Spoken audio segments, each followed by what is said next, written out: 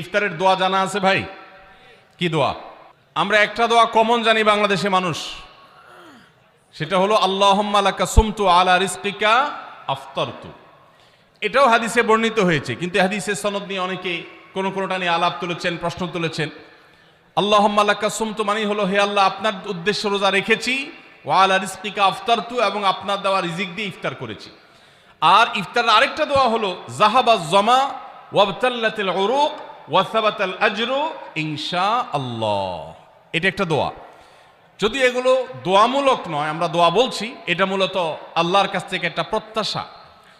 এর অর্থ হলো যাহাবাজ জামা, আমার পিপাসা দূর হয়ে গেছে।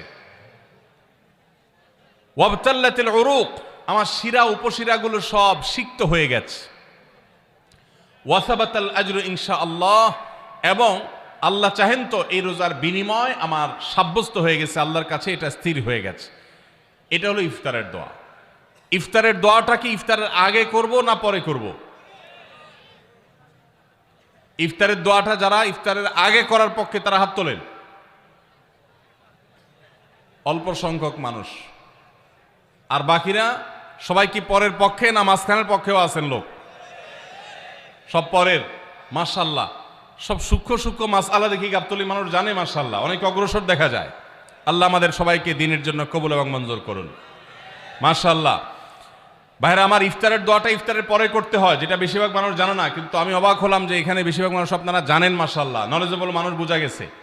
ইফতারের দোয়ার অর্থের দিকে তাকালেই তো বোঝা যায় এটা আগে না পরে। দোয়ার অর্থের মধ্যে তাকালে আমরা দেখতে পাচ্ছি যে আল্লাহ শিরা উপশিরা সিক্ত হয়ে গেছে, পিপাসা দূর হয়ে গেছে, এগুলো তো ইফতারের পরেই হয়। অবশ্য আমি অর্থ আগে বলে দিছি, সেটা দেখে হয়তো আপনারা অনেকে বুঝে ফেলছেন, মাশাআল্লাহ।